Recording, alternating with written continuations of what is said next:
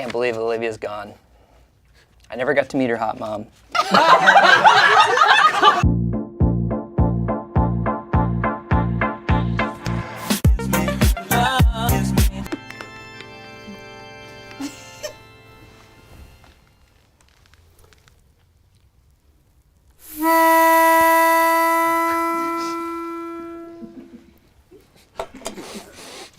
An influencer asunder, 6 feet under. We'll all miss the lad named Shayne Robert Topp. We won't be forgetting a lad who loved pegging, all the things that he put in his anal canal. He brought so much beauty to getting pegged in the booty from a strapped-on young lass and a bedroom pal. Now that Shayne is gone, let his legacy live on. Won't someone please peg my anal canal? Won't someone please peg my anal canal? Everybody! Won't someone please peg my anal canal? Again! Won't someone please peg my anal canal? One more time! Won't someone please peg my anal canal? Won't someone please peg my anal canal?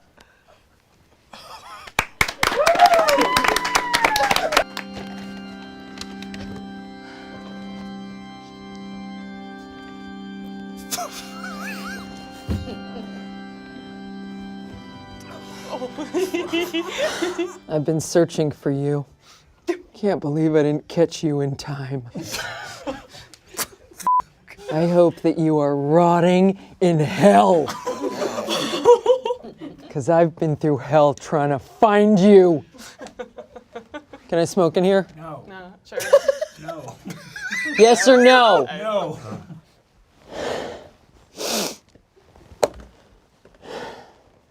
My job as a detective is to hunt down serial killers and dangerous criminals.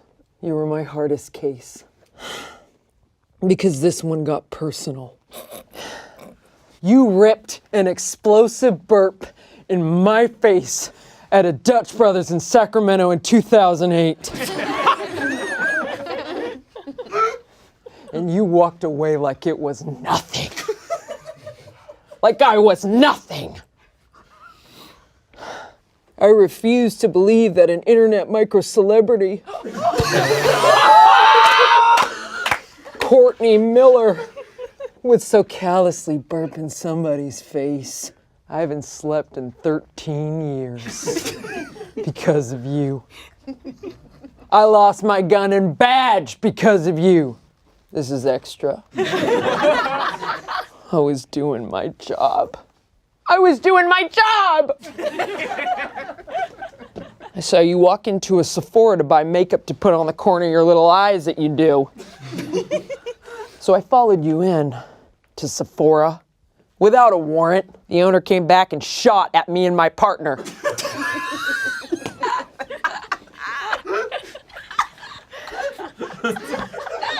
My partner, Rodrigo, is dead!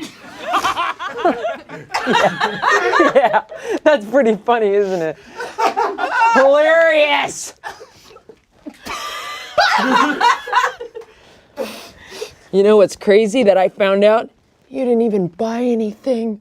You just used the free makeup and you left. His blood is on your hands!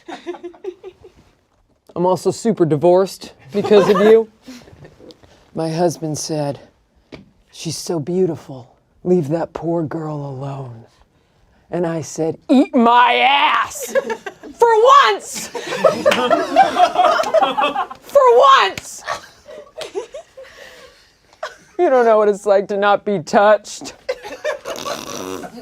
And I said, yeah, she might be beautiful on the outside. Sure, look at this nice fucking picture. But on the inside, she's rotten and nasty. Especially around that burpy burp mouth that you got, where you burp a lot. At strangers! My husband's now one of your reply guys on Twitter. Too bad for him, you won't be replying back. So I had to go rogue. I lived out of my SUV for weeks just playing Brianna Boho videos over and over. I hit rock bottom. I really wish I could smoke in here, can I? No! I have been searching for you. So I'm gonna do exactly what you did to me. I'm gonna burp in your face.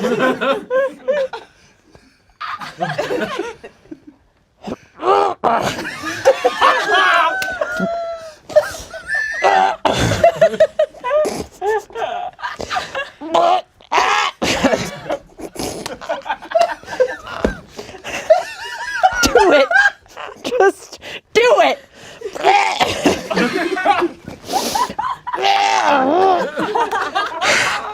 I can't do it! Because I'm not a monster! I'm out of here. And I'm gonna smoke this outside.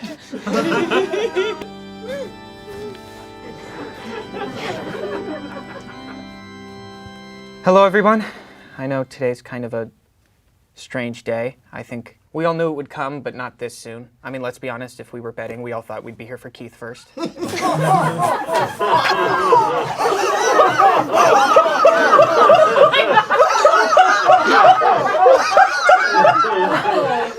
Fuck you.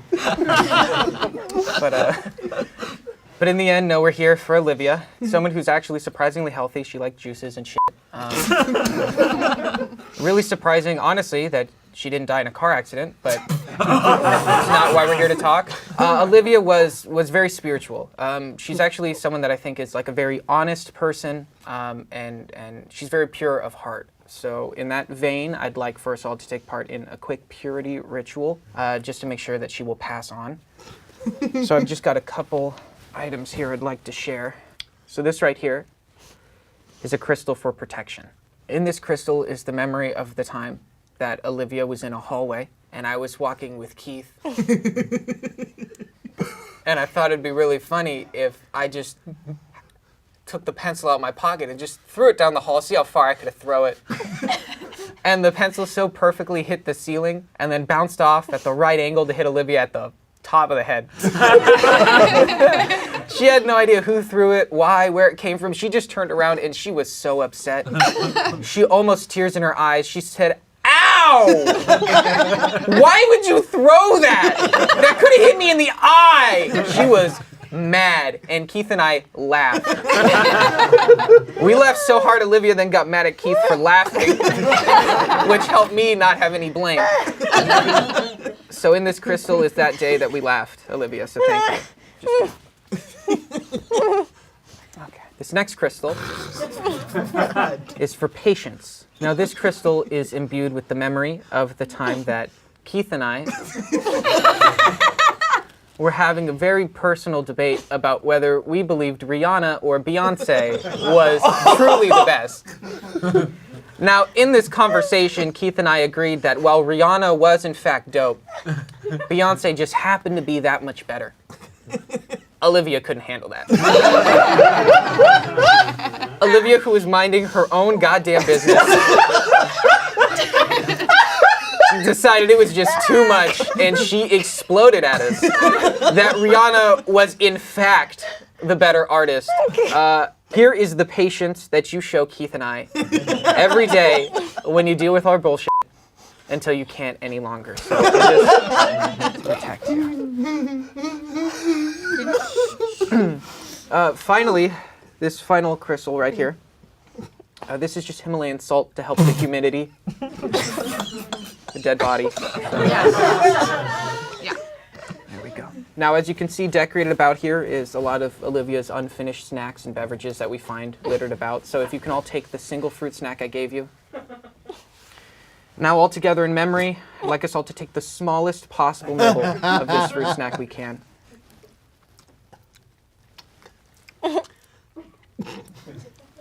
Thank you. Thank you.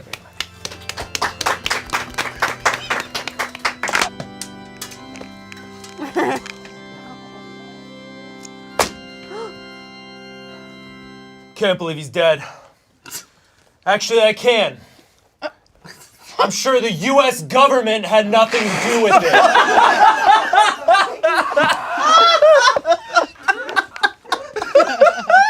Wait. Hello, you don't know my name and you never will. I'm off the grid. But Noah and I had a conspiracy theory podcast where we were exposing the truth. Oh my God. We were ready to expose every U.S. government secret. And now look at him. So, before I am disappeared, I'm going to reveal some of Noah's conspiracies that he never got a chance to tell the world. Now, these are all of his theories. I was merely an accomplice. Oh my God. So these are some of the theories that he had about himself. All right, his first theory was, I'm in a Truman Show type situation, which is why nobody invites me to things after work.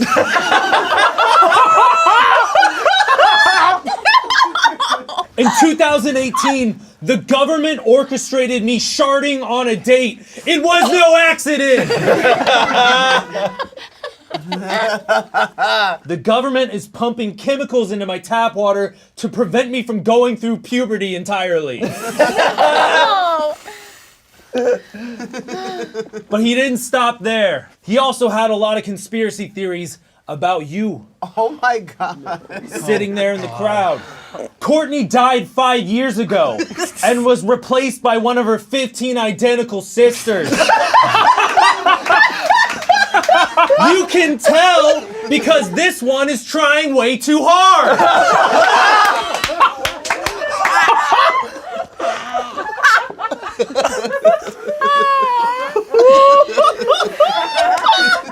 Damien doesn't actually like anime.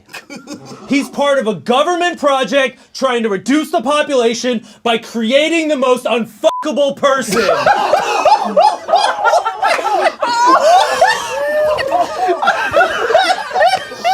Wait.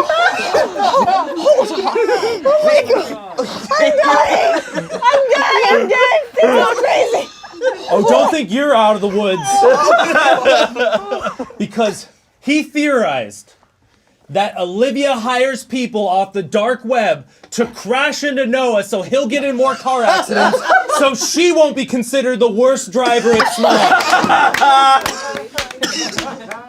I know Tommy's no stranger to roasts, but he's also no stranger to some serious accusations.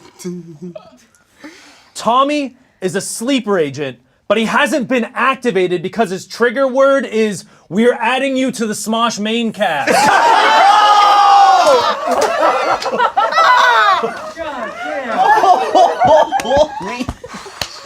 It's okay. It's okay. Noah had a lot of theories about his best friend. This is the main one. Keith is white.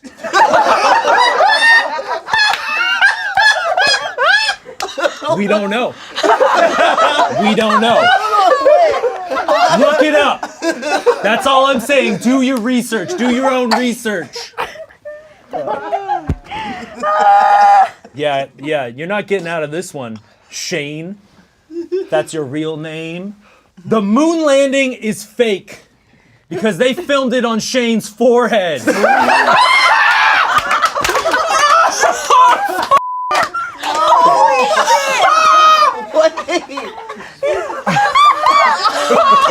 It's not even that big.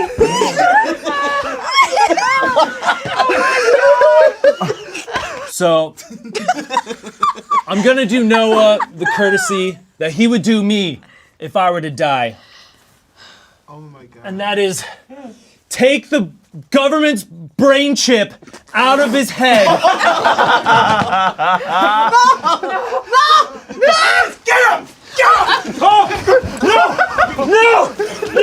Oh my God! No, they have to know the truth!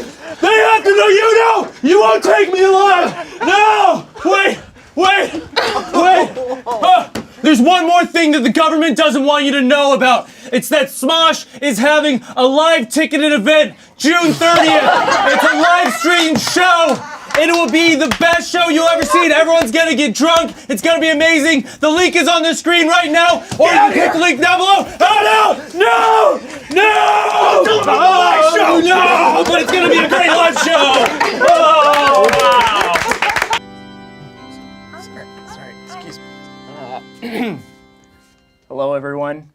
It's me, Trevor. Before Rhett and Link died, they gave me the passwords to their Twitter accounts so that I could continue tweeting in their honor. And I read through some of their drafts, and I really just think it gave us a great look into, who they are as men. Passionate, loving, and insightful. So I'm just gonna read through some of their Twitter drafts for you today. First ones are from Rhett. They call me Arby's, the way I have the meat. That man loves to barbecue. Jesse got me going straight Nutter Butters. Again, that's a man that loves his wife. This next one's really beautiful. Neighbors ask if I got a new dog. How do I tell them it's just me horny howling at my beautiful wife, Jessie? Oh my God. Busy week for me. And then in parentheses, having diarrhea. Trying a new sex position with Jessie tonight called Wacky Missionary. Looking forward to doing my wife goofy style. Oh. It's my dead boss.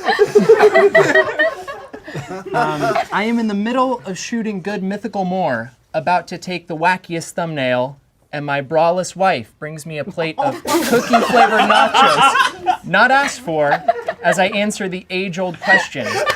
So how is your day going? This one's just a P, but I would like to imagine that if he were to have finished it, it would have said something like, please God, let me get off work early so I can give Jessie sweet missionary. Stop!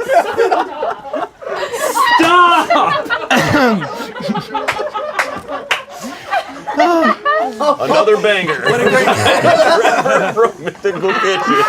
My wife is a talented interior designer. Lucky for her, I'm her interior destroyer. Oh my God! This one is a classic reference to Good Mythical Morning. Jesse McLaughlin, will it missionary sex? Yes! I have to get out of here. Oh. And this last one, just to tie it all up, I'm the Jack Harlow of having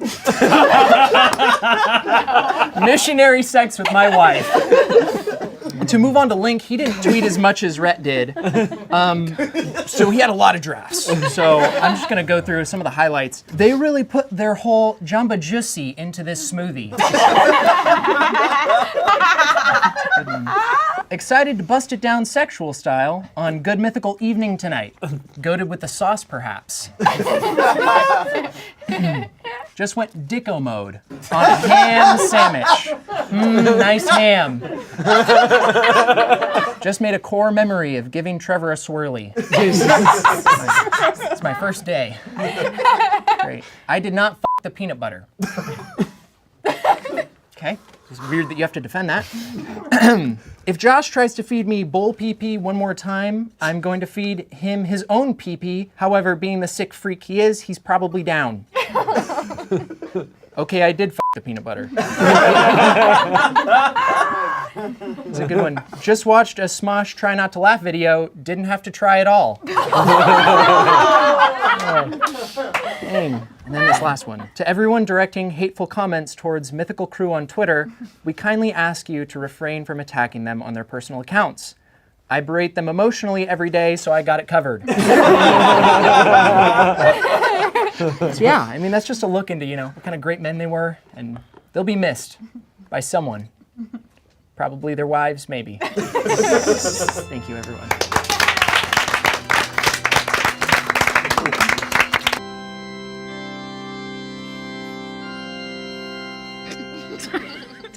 Queerly beloved. That's so stupid. As we all know, Tommy was crushed to death by all the different hats he wore here at Smosh. It's especially sad because Tommy was so happy here. He was so outwardly loud about how much love and respect he had for his role at the company and the people who run it.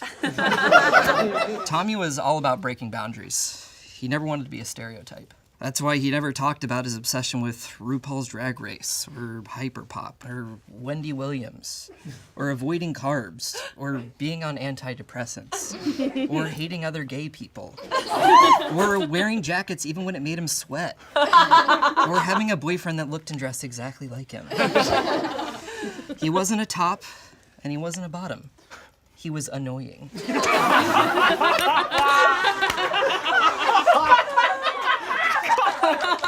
He had just started a SoundCloud too, breaking the record for the oldest living man on the platform.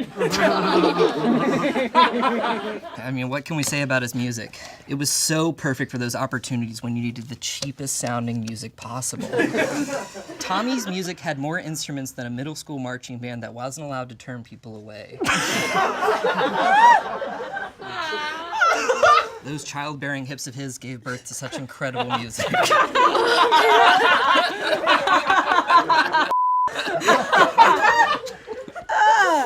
I think Smosh was afraid to make Tommy full-time cast, because then Tommy would lose his one joke.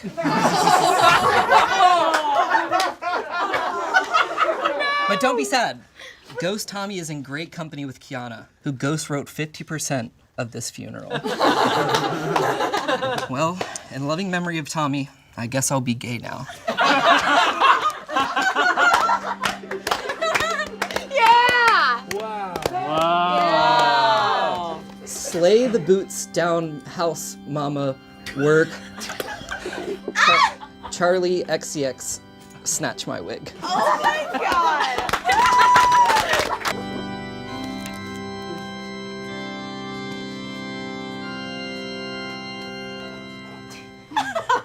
Sorry. Hello, my name is Klondike. And I am the oldest of Jack's 3 decrepit, crusty white dogs. He adopted us because we're his favorite breed. Caucasian shit faces. Perhaps he saw himself in us. Just like Jack's YouTube channel. I'm a horrible creation that should have never existed. My entire life is pain. My legs are so tiny I can't even get up on the bed. Ironically, Jack can't get up on the bed either.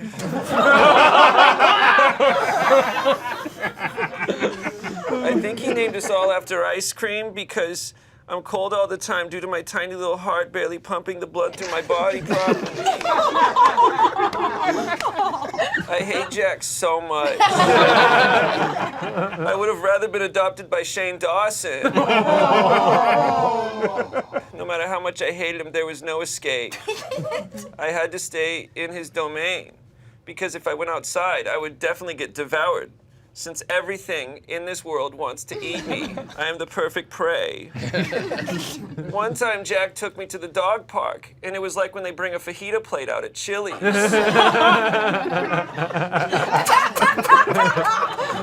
All the dogs started salivating and barking wildly. Even the Cocker Spaniels wanted in on it. What would a pit bull do for a Klondike? Absolutely anything. And I wasn't the only one. The other two hated you, and your wife hated you. It doesn't take a dog's keen awareness to notice her putting on makeup to go to the grocery store.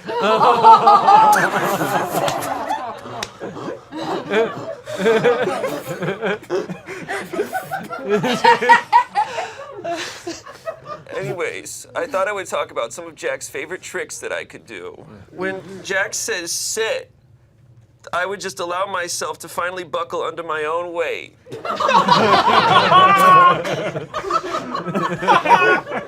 then I would throw up. When Jack says beg, I go online and ask all of his subscribers to keep following him.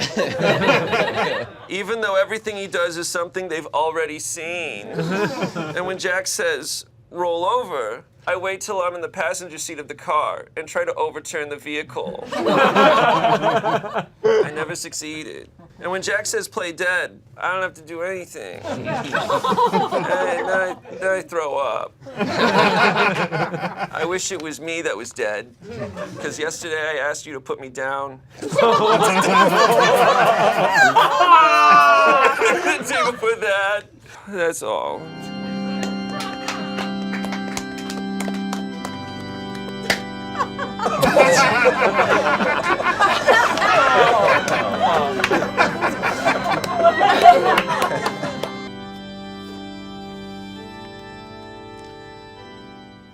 It is truly heartbreaking. We've lost such a visionary. Imagine hating men.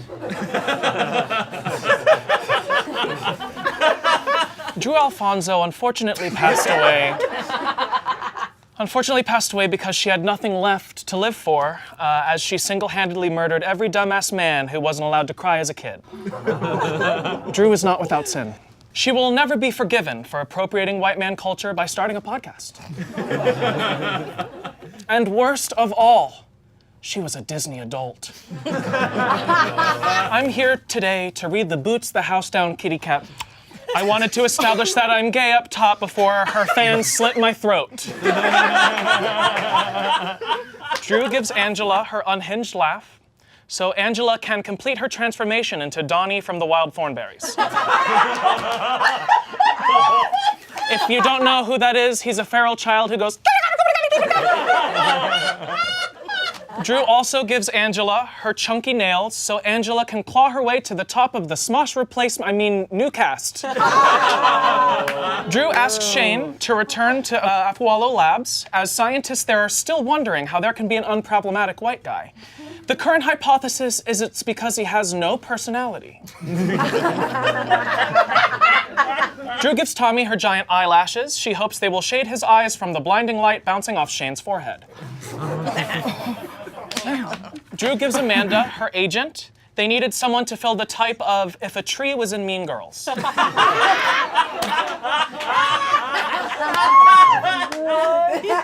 Drew gives Spence Waugh a copy of the movie Inside Out. She thought he'd like it since he is internalized homophobia externalized.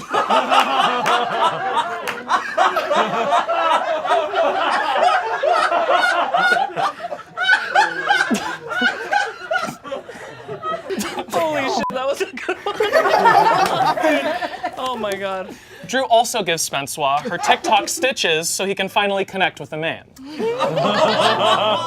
Drew leaves her taxidermied body to Ian, so now he can finally tell a girl about Korean action films without her walking away.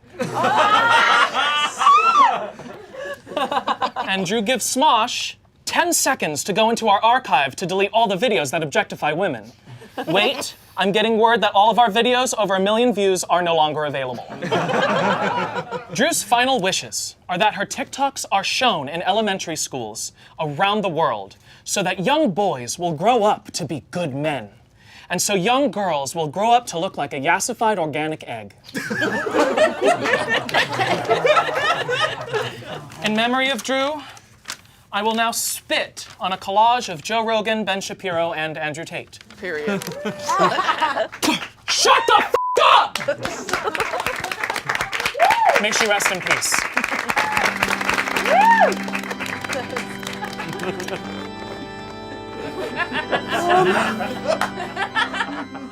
You guys got a trash in here? I haven't cleaned out my car in weeks. Okay. Hello. I am Damien's voiceover agent. And I am exhausted. That man worked me so hard. I don't go by my real name anymore. You can just call me Damien's voiceover agent. It was truly an honor to serve you because I served a genius. And when you serve a genius, you don't question it. You just do. Before I start, did you guys get the zip file, the long list that Damien wrote out of all the things we're not allowed to talk about at the funeral? Did you guys get it? Basically, you can't touch on his private life, his personal life, or his professional life. Did you get it? When Damien books a voiceover job, which he always does because this man was a genius, as his agent, here was the protocol. Sorry, I haven't breathed in a very long time. Number 1, meet with the director. It's got to be on one-on-one to discuss everything in a script that might be offensive to a culture other than Damien's own. Number 2, he must receive a steroid shot because the fact that he got good news will immediately make him sick.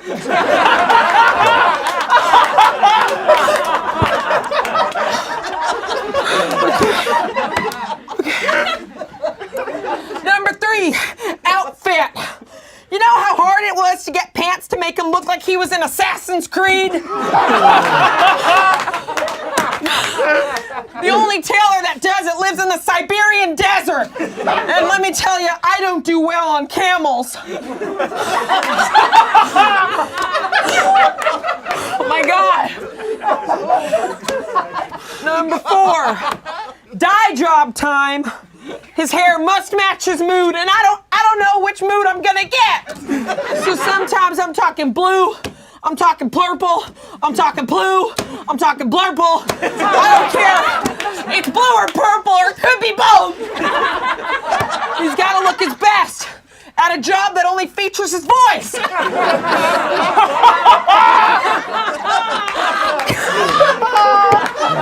I want to go to Hawaii, okay? Wasn't in my contract. No vacation days. Number 5, late night calls. I get a ring at 3 a.m. with Damien. After he apologizes for waking me up for 25 minutes, he runs all of his accents for 45. I give him input. He thanks me and then goes with the idea he had in the first place. I don't go to bed after that. Number 6, the day of the job. We made it. Recording time! Yay! The whole street needs to be silent so he doesn't get distracted. So I call in a bomb threat to every building in a 2-mile radius. You shouldn't be able to hear a pin drop. Which, by the way, Damien told me is an offensive phrase because it's disparaging to people who are clumsy and drop pins.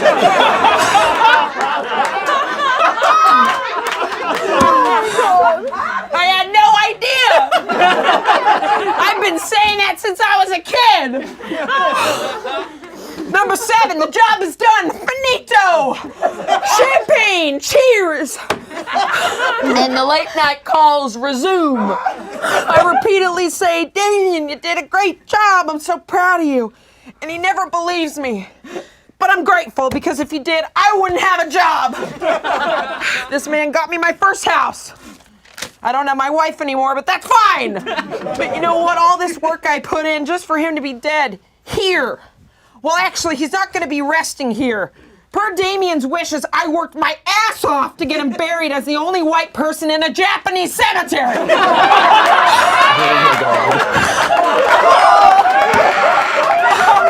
Japan is not easy. I don't know who I am unless I'm Damien's agent. I guess I'll focus on my less demanding client, James Corden. Scene 3 is gonna be a hit. I booked him this job of the Fire Emblem guy. I got him that job. Miss you, buddy. Yep, that's Japanese.